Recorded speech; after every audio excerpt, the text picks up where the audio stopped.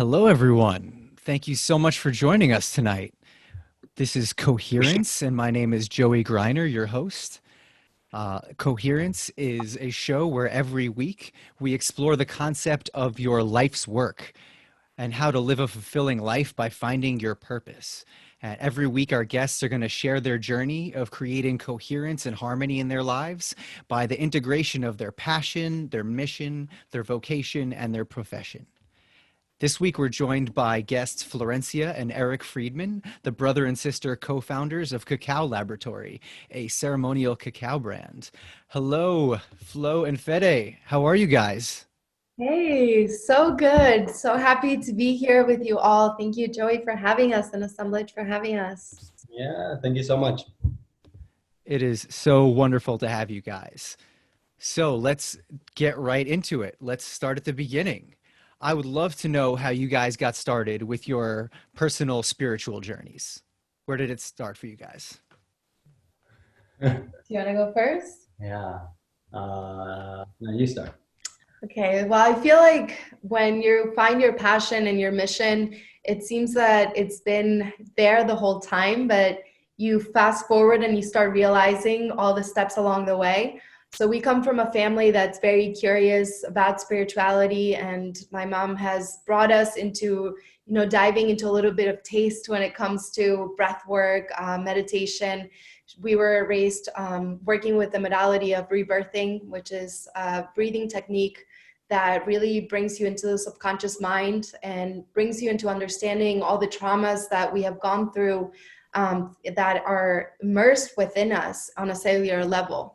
So fast forward until my mid-20s, I went down to Guatemala to do a course on metaphysics, really diving deep into lucid dreaming and astral projection. So That's so cool. yeah, it was an amazing journey. It's really diving deep into the understanding on how to be conscious in your dreams. And I feel like right now there's such a powerful potential for us to be receiving messages from the dream world if we are connected, right, to what these dreams are representing. So this was in Guatemala in a small village called San Marcos de la Laguna. Mhm. And from there, I did my first cacao ceremony, and I found the sense of stillness. And I think it's probably the closest thing that I've experienced to samadhi, to that moment or where everything is just paused and everything makes so much sense. So I found that I wanted to bring this back to New York, and I wanted to bring it back to my community here. And I asked my brother to join me on this journey. But I'm sure that there was a lot for you as well that brought you to that point of being like, okay, I'm willing to take this wild ride with you. Hmm. Yeah. So yeah, like Flo said, we grew up in a home where, I guess like wellness, new age modalities, Mhm. um, were common, and maybe not on my father's side. My father's a bit different, which is where I get a lot of my qualities. Yeah.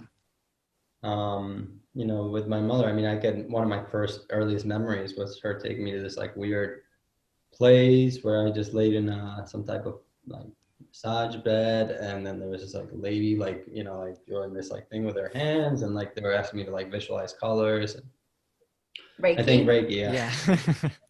Yeah.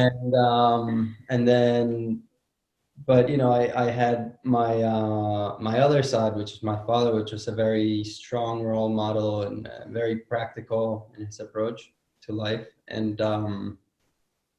that's not to say that he didn't part share in these beliefs, but it wasn't until really like my early 20s at some point that I was early, like even before I finished high school, or I think as soon as I finished high school I moved out, and I was very successful, at least financially, compared to like some of my peers.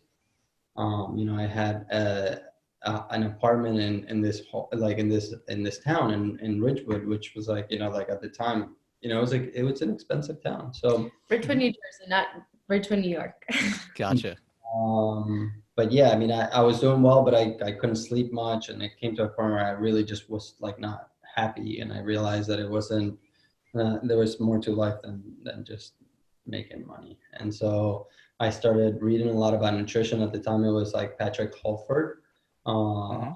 Optimum Nutrition Bible and Natural Highs, two amazing books that got me out of like that not being able to sleep.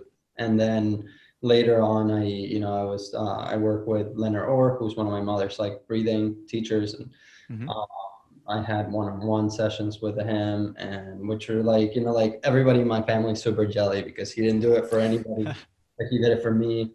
And That's awesome. I stayed. Yeah, it was cool. At the time, it made me feel special. And then I got to go to his, he had a university in Richmond, Virginia, and I spent about 2 weeks there, just doing like, silence and breathing and all types of things. So that was kind of the beginning of my early 20s, which then led me to starting that holistic health magazine for the Hispanic community that I learned in my first career, in the beginning of my career. Awesome. Yeah, one thing that I also forgot to mention, in my late teens, I was diagnosed with psoriasis, which is a skin issue. And I did a year of raw foods, and I think when I was 16. And that was like one of the first times that, this was when, like 2006, 2005.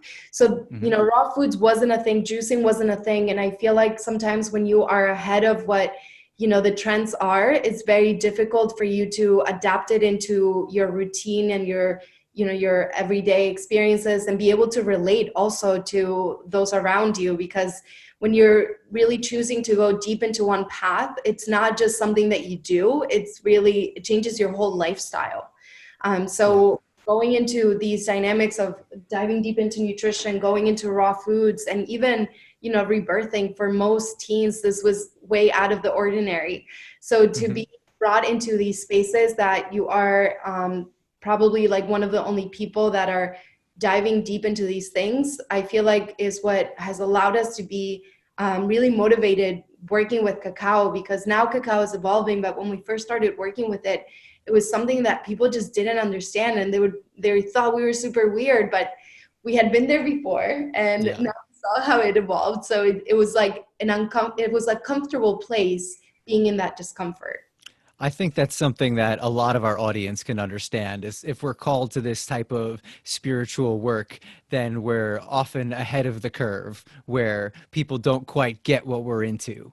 But it's all coming much more mainstream now, and there's a much broader interest for all of these amazing modalities and indigenous traditions. And that's one of the reasons I'm so excited to have you guys on the show, that you can share with us your journey of coming from living in New Jersey in America and having this discovery of an indigenous tradition that has clearly changed your lives, and through that has changed my life as well. And I'm super grateful for the addition of Cacao and having you guys as friends. So that's so good to have you guys here. And I think that's such a great segue of the health benefits to start talking about what is Cacao.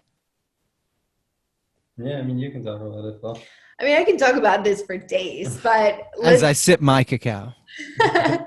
Let's see if we can summarize this. So on a physical level, I really feel that Cacao prepares us for a spiritual experience. And that's a deep way of sharing it, but it really allows us to find stillness, right, in the mind and the heart, and begin to start diving deeper into the layers of ourselves, diving deeper into our emotional body, our energetic body.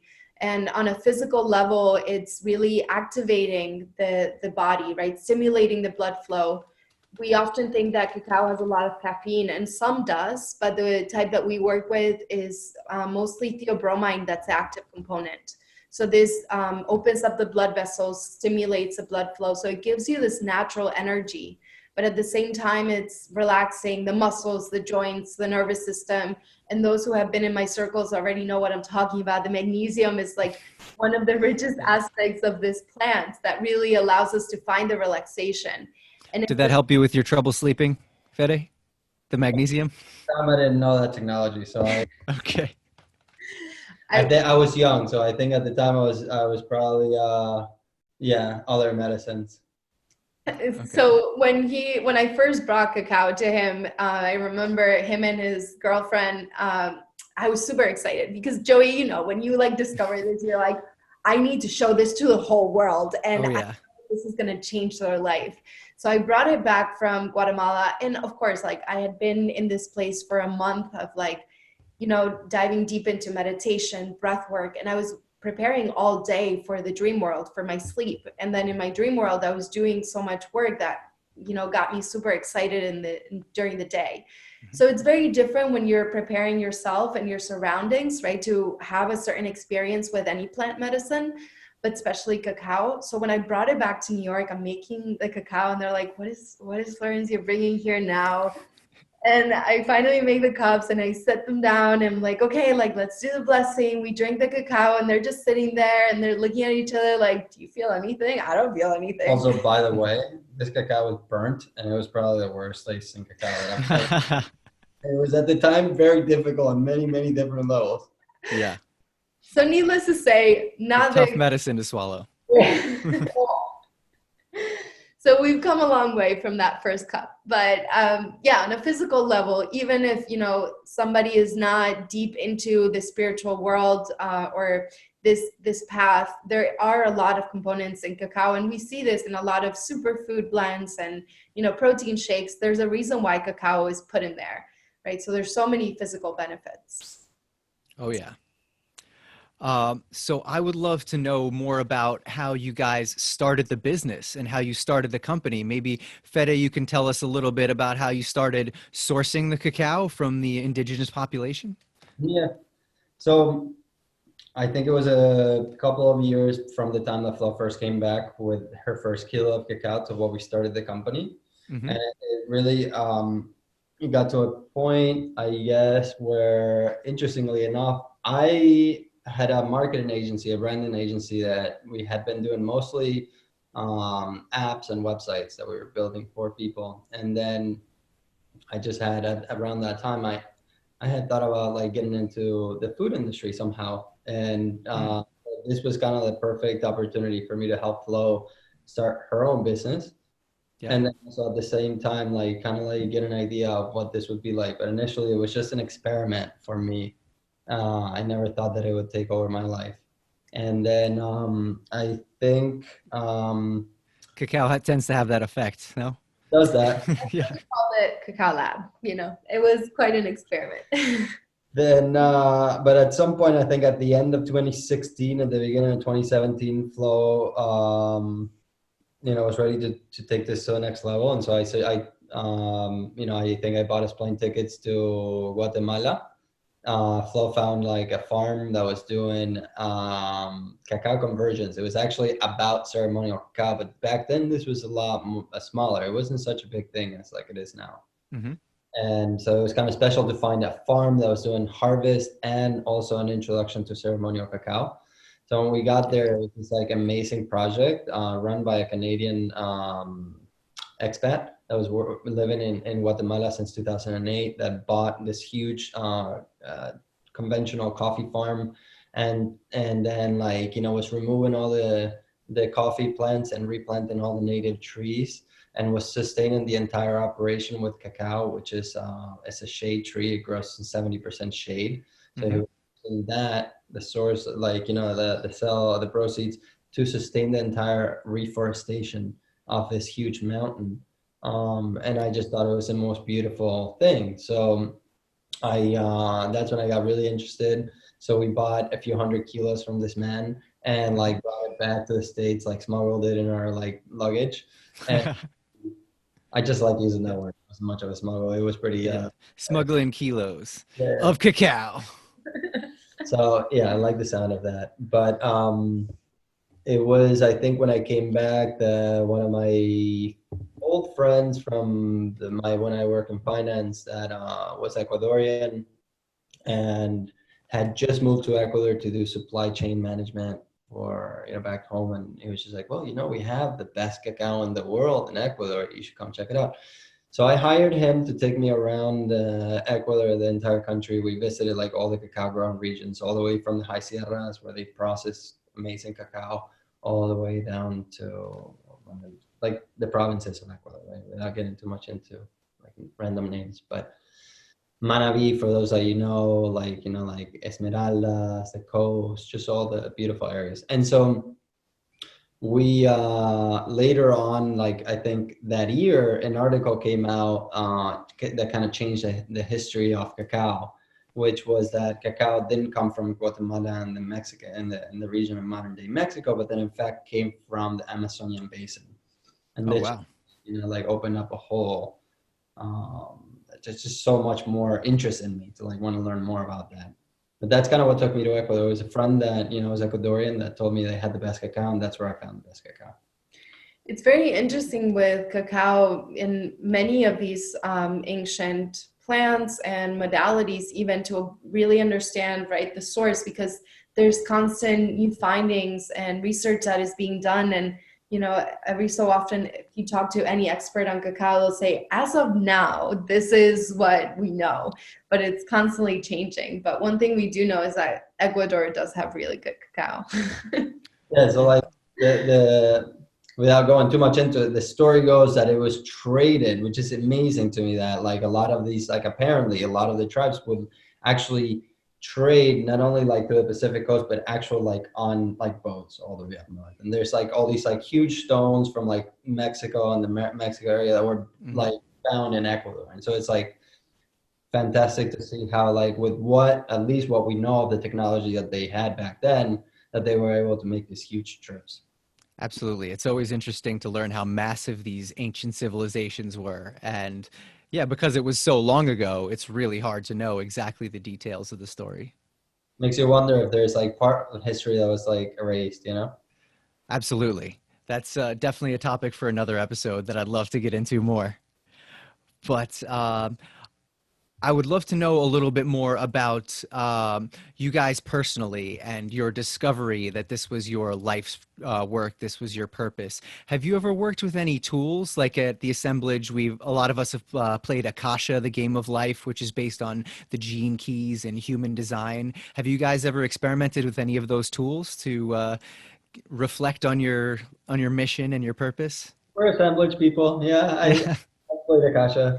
Yeah, I definitely have. And we do these morning circles every morning at 11 a.m. And we recently had Erin Claire on talking about human design. And Yes. we're just listening to Richard Rudd through you guys this past week. And so I've definitely have been so curious, but there's so much depth in that work that I feel like it's all very relatable to the different technologies, right? Like I feel like human design and gene keys are so connected, and I love how the assemblage just brought it together through Akasha, right? But even the Akashic records, it's just like so much wisdom that I think right now in these moments of not really understanding what's happening in this outside world, like going in these ancient technologies really allows us to better understand how do we move through this world.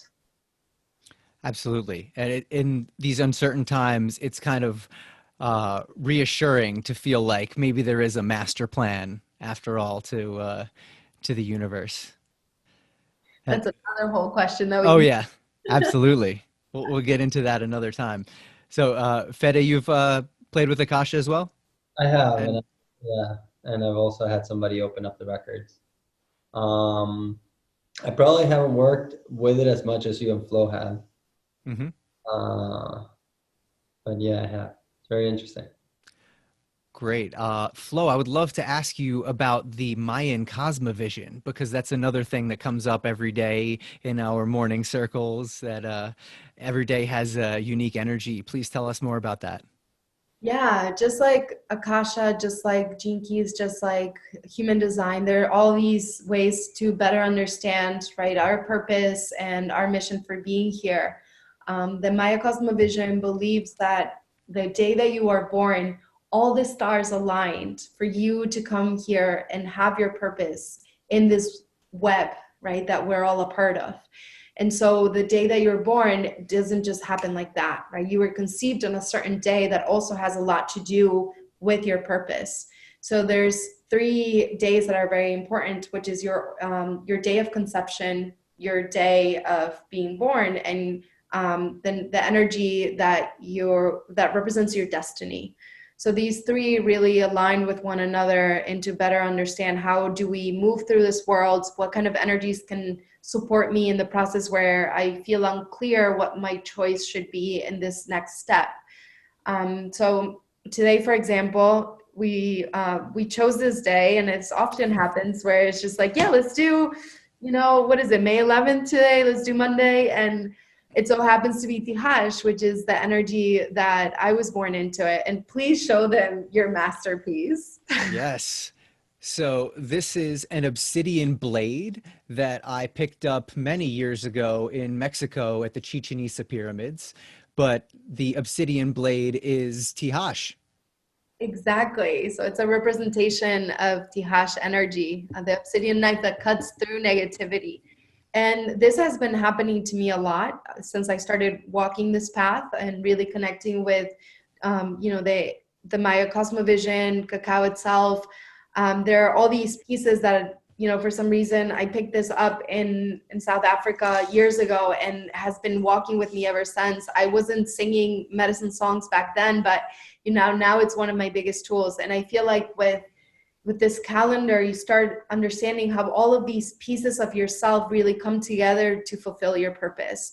So Tihash, the energy of Tihash is a representation of the curandera. It's the medicine, it's the healer that is there to work on the healing of the world and the healing of humanity. It's also, as we mentioned, the obsidian knife that cuts through negativity. And I find that oftentimes I'm put in this space where I have to make a choice that is very uncomfortable. And so I want to just kind of be passive about it and just release it. But I'm constantly being pushed to really step up and own my voice and own my truth. And at the same time, Cacao, there's many ways of sharing it, but the aspect that really called me was the Maya lineage, which is working with Cacao as a process of healing and really finding alignment and direct connection in harmony with our planet. So it's interesting how you start really observing your past, right, as a movie, and how all these pieces really come together to fulfill your purpose and understanding your energy. I often think about, I don't know if you've seen Slumdog Millionaire, but Of course. it's a really powerful reflection of how this world works, right? It's not just about theory. I mean, one can sit and read the whole book of Gene Keys, but if you truly understand through experience all the different dynamics of it, then you actually allow it to become wisdom. So briefly, the Maya Cosmovision has different calendars. The one that we work with daily is the lunar calendar, the sacred calendar that consists of 260 days, which is a reflection of the human gestation, right? So even though Cosmovision, it's a vision of the cosmos, it's very much related to our human experience and our process. So the 260 days come from 20 Nahuales, 20 energies that move through the cosmos, which the elders say that it's our 10 fingers, our 10 toes, it's moving through our bodies. And then we have 13 numbers that are empowering these energies. So 1 is the seed that we plant, and 13 is the end of the cycle. It's almost like the full moon energy. So we have 13 joints in our body. These energies are also moving through us. So the thing that helped me really understand the Maya Cosmovision was reading about the Nahuales every morning and then observing how are they showing up in my experience for that day. And I think that's why the Akasha, the game of life, has been so profound, because you're given all the tools to really work through it and not just have to rush through it, but having like different aspects of yourself being shown through the game and then understanding how they relate to your experience allows you to go much deeper into the understanding. I just had a really awesome not coincidence, but revelation that our friend Sarah, who is the Assemblage House astrologer that has her weekly show also on the hub here, told me that I was born the day after the new moon with the waxing crescent. So it's the first light after the darkness of the full moon, which is Akabal, my Noel. Wow. So that really blew my mind that yes, it's exactly the same thing. It's also that first spike of creative energy, which also ties into my Akasha and Gene Keys as a line one. I'm a creator and I bring new ideas to light. And it's super interesting and it feels right, like when all these things align and connect. Yeah, I love that. I really feel like, I don't want to put names on this energy, but the creator and the former of life, the creator and the former of the universe, whatever name we decide to connect with, has given us all the tools in this world to move through the experiences, right? And even when things get really uncomfortable, like I've gone through so many waves of motion during this quarantine, but I was also given all the tools necessary to go through that process. So with this understanding, it's like, for me, astrology is so overwhelming. It just doesn't make sense to me. And I admire it so much. And I have so many friends that are astrologers that when I'm like seeing how the moon is rotating, I'm like, okay, what does this mean? Like, just summarize it for me, because I can't read through it. But the Nahuales for me make so much sense, and they're just so simple. Now there's other people that look at the Nahuales and they're like, I don't know about this, right? So there's different modalities in this world that allow us to really receive the messages so we can move in harmony with nature and with the world. So it's really understanding, just like we each have a purpose, we also have a language that allows us to understand the universal language.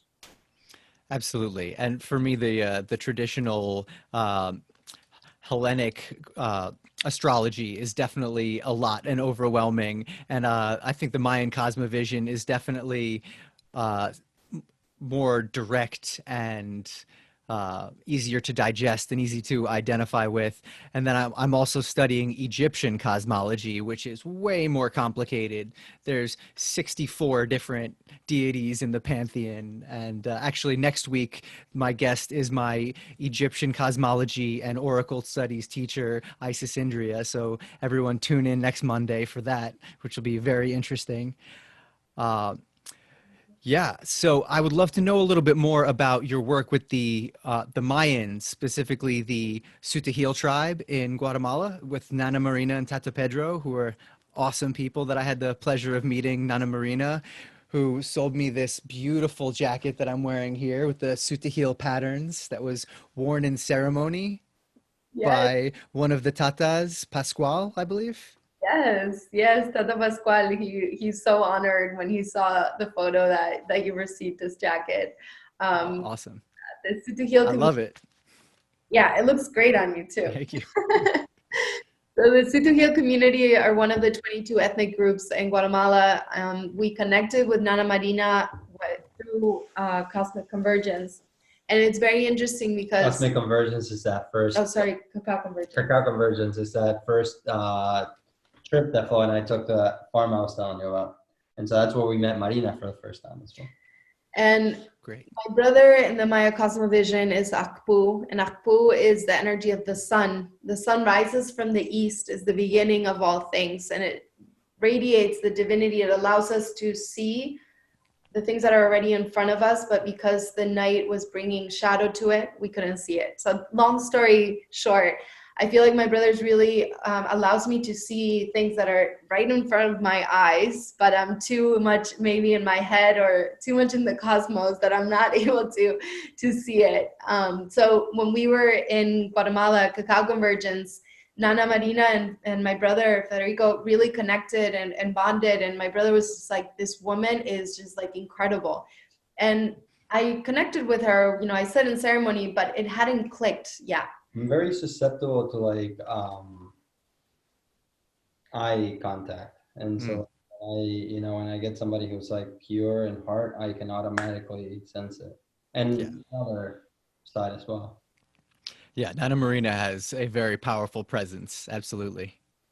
Yeah, she's been, ever since that moment, we got really close and I was able to relate to her in so many different aspects of life. I see her as a guide, but for a long time for her, she was like, I'm not your teacher. Like, we're working through this together. Like, you're teaching me, I'm teaching you. This is a relationship. And she has now finally allowed me to call her my teacher. But for a while, it was this beautiful friendship that we were building, right? And she has now become like my second mom and has been showing me really the way of understanding how cacao is not just a beverage that we drink, right? And it's not something that we use to party with, because yes, it's an alternative to alcohol, but it's much deeper than that. I feel like alcohol suppresses our emotions.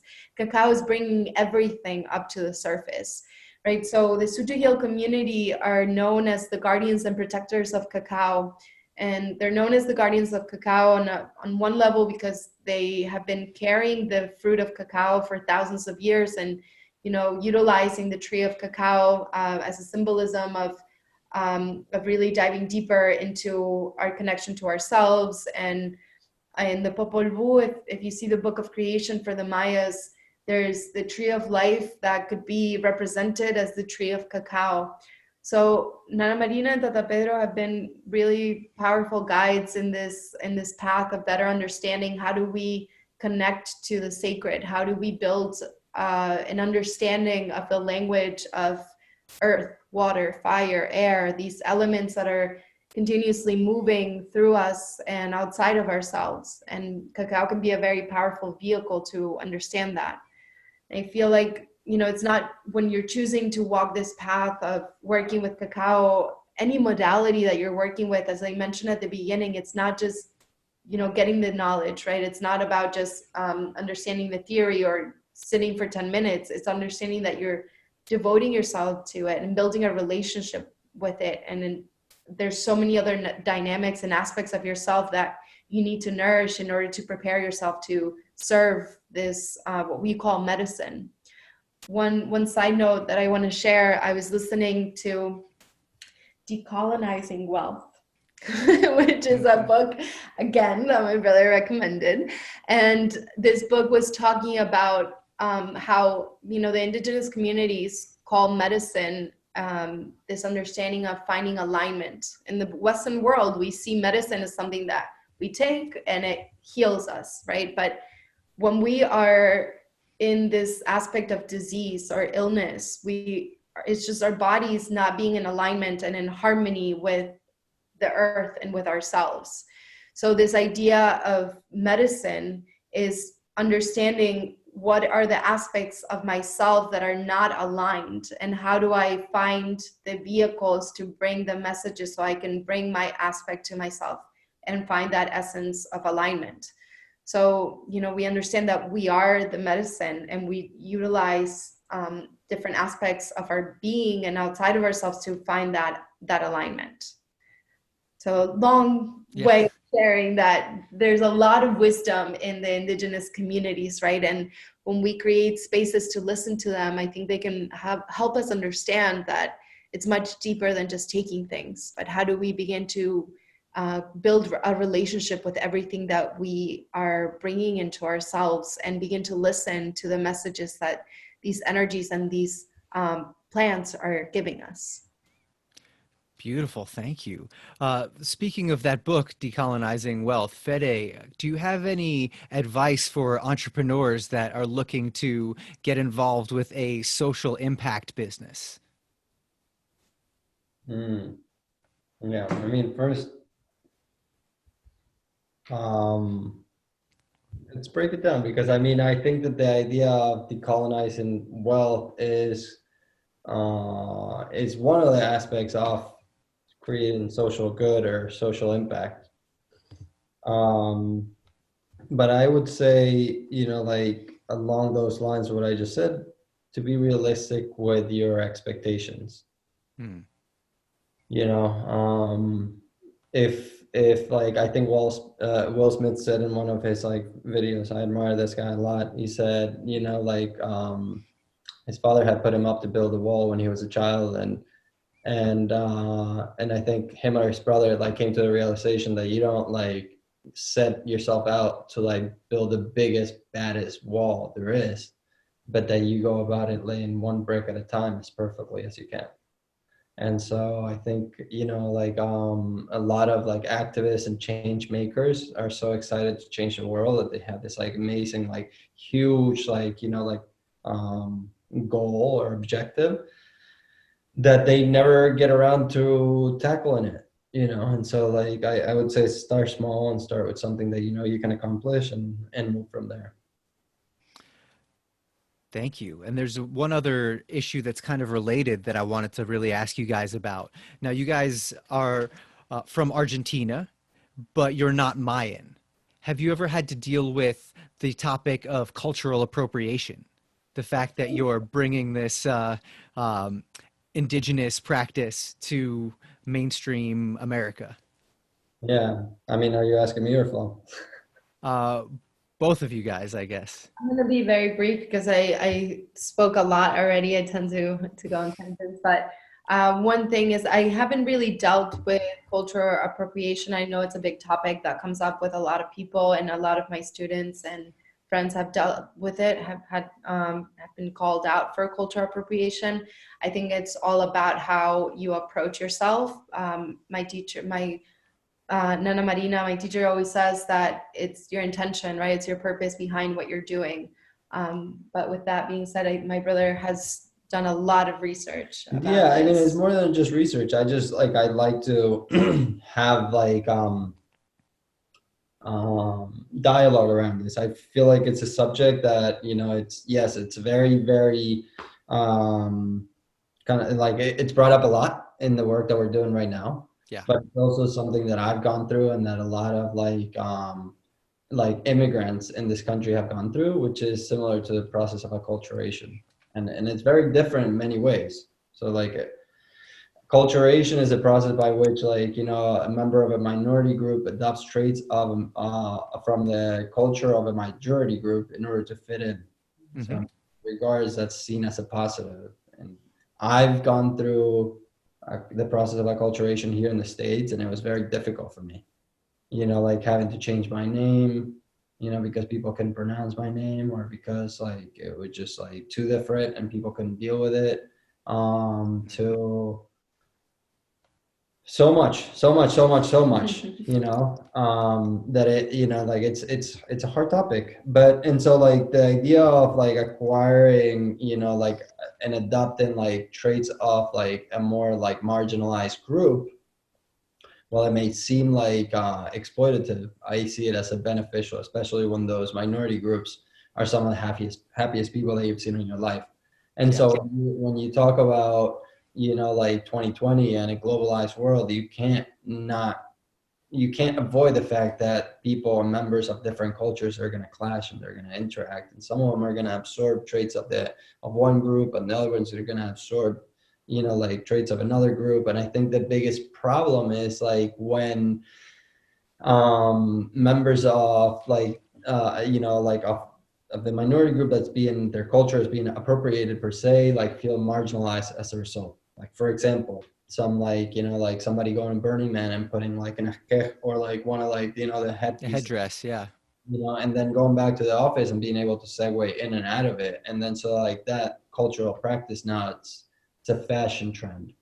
And so that's dangerous. But at the same time, like, you know, like if you're going about it with the intention of absorbing something that's good for yourself, I think that the idea of appropriating something is more like related to like taking something from somebody and then making it your own and not giving credit to it. Yeah, I think the intention is definitely key. If we're coming at it from a place of humility and respect and wanting to share in the benefits and the knowledge. And one of the things that I love about the Cacao circles is that, Florencia, you take the time to acknowledge your teachers every single time and acknowledge the earth that gives us the elements. And I think that's super important to constantly remind people that this isn't ours, we didn't create this is the lineage, these are my teachers. Yeah, and one of the things that my teacher said when I recently received the blessing of the land to be able to serve cacao, and one of the things that she shared with me was, you know, it's know that and every single time that you're sharing cacao and you're sitting in the circle, it's not just you, you're representing me, you're representing my grandfather, my grandmother, my ancestors. And to know that that's, you know, that's always within me when I'm showing up, because it's not just something that of course I'd love to open my heart, and it makes me so happy to see the smiles that show up, you know, in some of the circles, but it's something that for me, we're a voice, right, for these communities, and there's an exchange that takes place. But it's also important for me to know that with this beautiful gift that this life has given me, there's also a responsibility that comes forth. And I think when cultural appropriation shows up, sometimes it's because maybe that person consciously or unconsciously is not understanding the responsibility that is coming with their gift. That is a fantastic answer. Thank you guys so much. Why don't we take this time to open it up to the audience for Q&A? So I saw one that asked about what is a cacao ceremony and what are the benefits. I think we covered the benefits a few times, but can you go over the rundown of how a cacao ceremony works briefly? Yeah, so the cacao ceremony has many different layers. The most important thing is to really find, again, that connection with nature, with the plant that we're working with. It's a space where we can go deeper into the curiosity of what it is like to live in this human experience and understanding our relationship with everything that's around us. I feel like it's a really powerful moment to pause and reflect. How is my heart doing?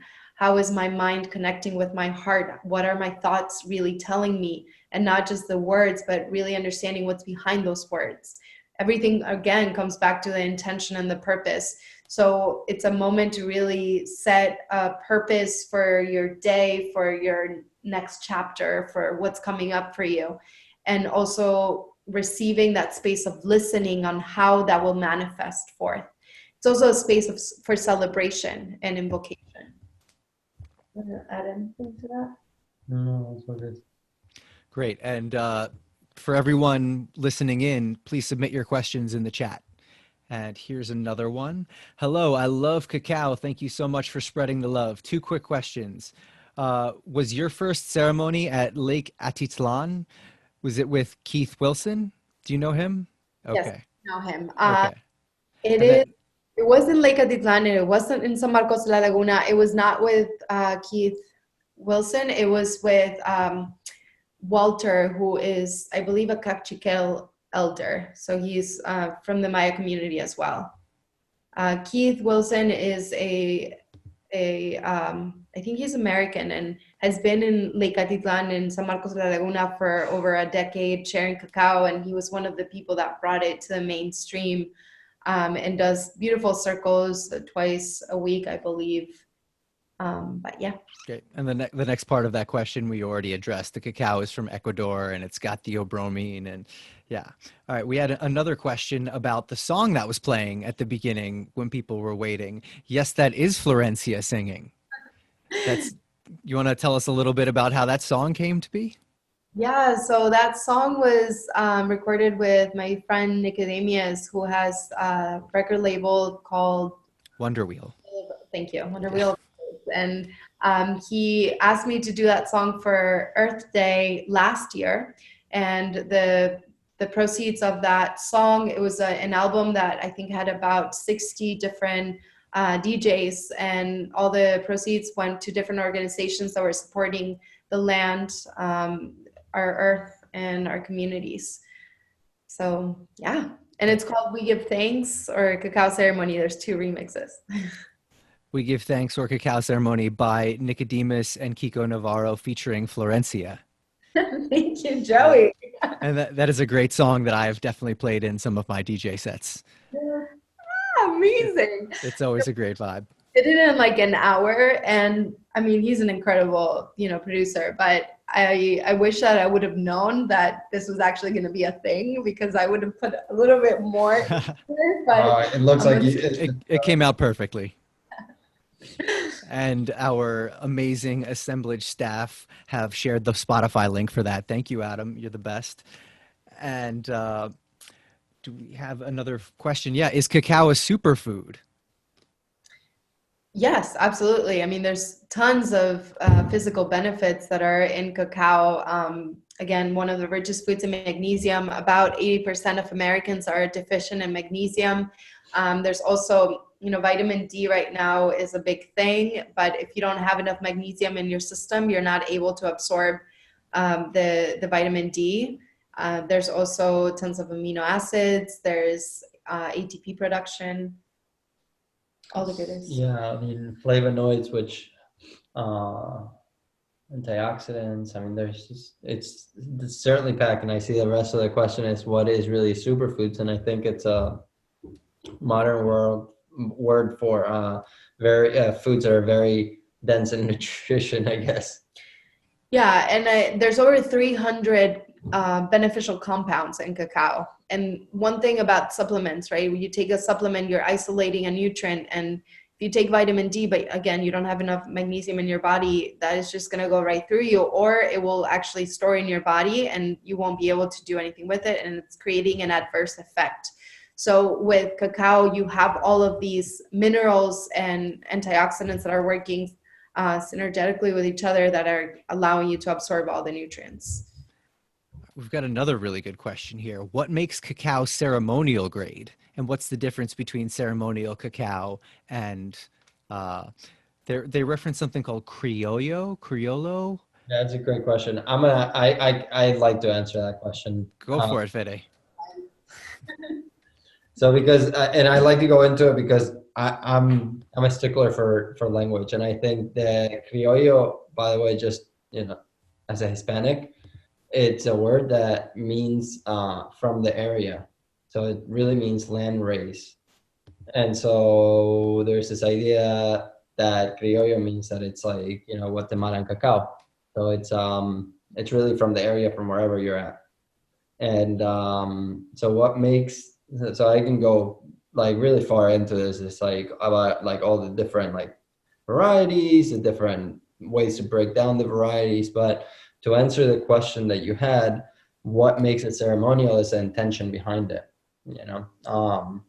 What intention goes into the cacao from the moment that it's picked from the tree to all the way that it's in your cup. And so like that intention drives how you handle the cacao.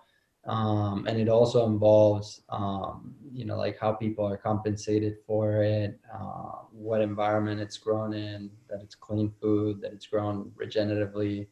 And it certainly is about the varieties of cacao you pick.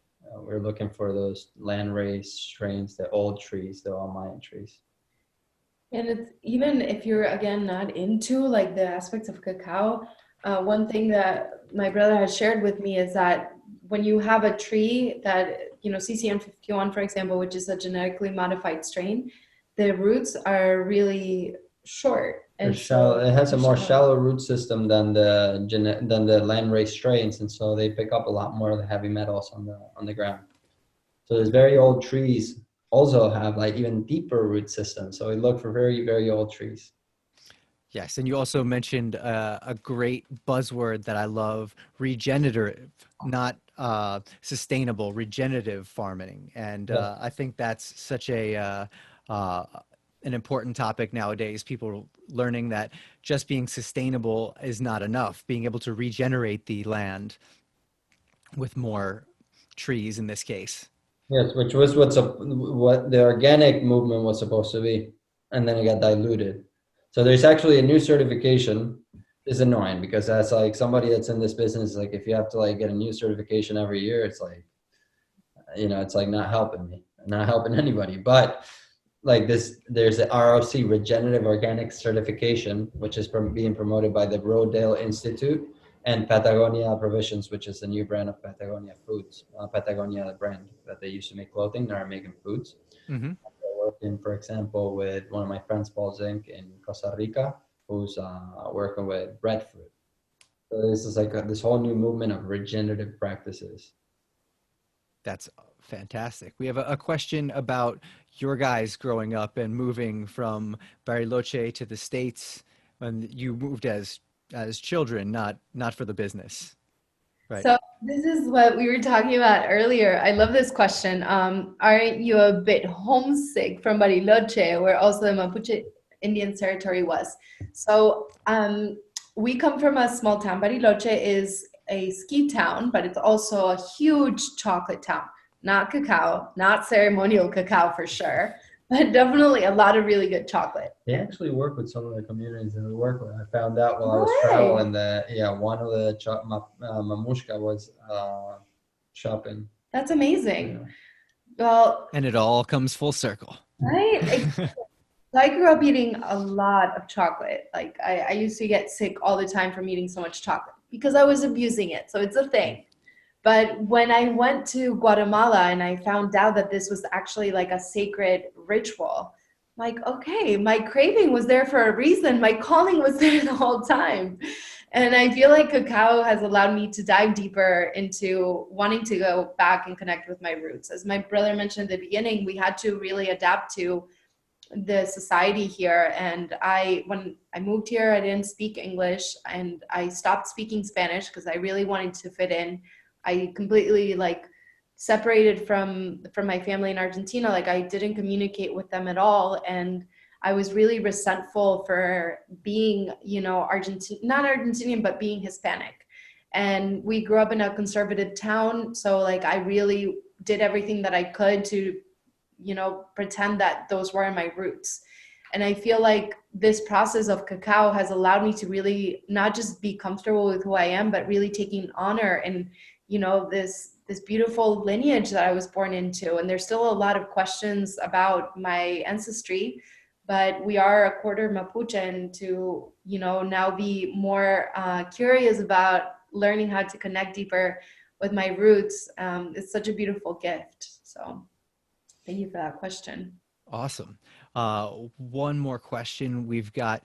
Flo, do you still use lucid dreaming practice? And does that inform how you work with cacao? I know also the Sutu Heal work a lot with dreams. So I'm definitely excited myself to hear this answer. Yeah, I feel like it's a lifelong journey, and I'm still at the very beginning stage of lucid dreaming and learning the technologies. I think there's just so much, right, to understand, but I still definitely utilize the practices. And in the circles, we do a lot of talk about the dream world. And we started recently working with an elder from Ecuador, who does a lot of work with the dream world. He's from the Zapata Nation, and one of their Minari is his name. Yeah. yes, you know him very well. I see I you're do. I'm tuned in every week. He's got a lot of wisdom, and it's amazing that in this time we're able to use tools and technology like Zoom to connect with elders from indigenous peoples all over the world. And that is such a blessing to be able to connect with Minari. And also, you guys do more work with other elders, not just the Sutuhil, who is your lineage of this cacao. Like last Sunday, you had Nana Marina joining us for a Q&A session, as well as Tata Pedro and Pascual. It was beautiful to see the whole community in there. But you also work with several other indigenous elders, and do you want to talk about that a little bit more? Yeah, we recently started creating, every Sunday we connect with different elders from different communities. I mean, we host them to and become the bridge of sharing their message. But my work has been a lot with Marina and Tata Pedro, and now starting to work with Manari. But we are hosting other elders. I think there's also a difference, right, between receiving the message a few times from an elder and like getting to listen to them. It's a little bit different when you work deeply with them. Yesterday, whoa, a whole Yeah. day ago, we had the Kohis, the Mamos, who are a community from the Kohis, did a gathering with us, and it was just so profound. But again, there's a big difference, I feel like, between learning from them one time and going deep into the work with them. So Manari, from the Zapata Nation, has been doing these weekly gatherings where he shares about visions of his dreams, and we've hosted him a few times as well. But he's been helping me a lot to better understand visions and dreams and how they manifest. So I think during these times when there's so much questions in the outside world, to go deeper within and utilize the dream world, it's such a profound way of receiving more of the answers. But first, we have to understand what our own language is with the dream world. Beautiful. All right. I think we have time for one last question. Can you guys share on how your business strategy is shifting due to current global events? And how can the community support you guys? And do you deliver cacao? Do you ship? So, thank you, This is Natalia. from Natalia. We all know, part of our Cacao Circle community. Yes, of course. Yeah, I mean, I want to be careful about how I talk about this because I don't want to be misconstrued. When we talk about, business strategy, it just so happens that we're doing good work through business, right? But so I know that we have to wrap up. But so here's what I'm trying to say. We saw a need for a place for our community to stay alive and for people to get some sanity because things were falling apart. And I remember, if you all remember the second or third day of quarantine, we were all freaking out, like what's happening. I'm And still so, kind of freaked. yeah, I mean, I have my days where I still think that I'm in a bad dream or something, but um, we really realized that we needed to stick together during this time, especially when we were prevented from having gatherings, and it also looking back, it was just a huge opportunity for us as well, a huge door opening to be of more service. So we were able to quickly shift. Thankfully, Flo has the energy to go for days, and it's been available every day to hold space for our community. But I think we figured out a way of being more of service online, and I think I can go into depth on all the things that changed as a result of COVID and all of that. But yeah, our strategy has been to more build a worldwide community, not just in New York. So it's grown, it's changed where we do everything. Well, I can personally say that it's been such a blessing in keeping me sane during this time. The fact that you guys are there every day holding space, that I get to connect with you and more of our friends from the assemblage community every day, and just know that as confusing and uncertain as these times are, knowing that the circle is there with this beautiful community and it's growing every day. It's so amazing to see all of these new faces each time. Thank you guys so much for joining us today. And real quick, how can people find you? So you can find us on cacaolaboratory.com, and you can also find us on Instagram, Cacao Laboratory. We have these daily circles that we've been doing Wednesdays and Thursdays. We have the assemblage community that is connecting with us. So it would be amazing to have you guys join us at 11 a.m. Eastern Time, and you can find the information both through our website and also through our Instagram. And we'll share all of these links that we mentioned today in the comments of the video. Thank you guys. Thanks, Joey, for having us. Thank you so much.